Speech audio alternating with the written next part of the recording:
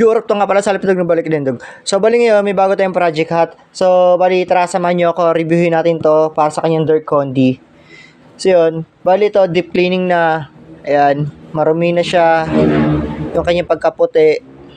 Kita naman yung kanyang white sweatband. Maitim na rin. Ayan, deep cleaning na siya. Tapos reshape. So, yun.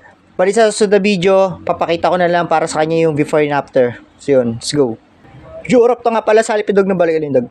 So bali ngayon, ito yung project natin. Tapos na itong labahan, tapos na natin itong mahulma. So tara, samahan nyo ako, reviewin natin to para sa kanya before and after.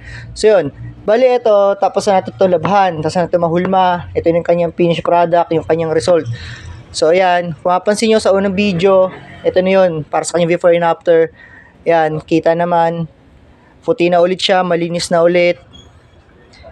Balik alindog na ulit siya, balik tindigan. Hulmadong-hulmado na ulit. Bilog na bilog. Ayan, mapapansin nyo sa unang video, yun, di ba? Kita naman yung kanyang diferensya, makukumpara nyo.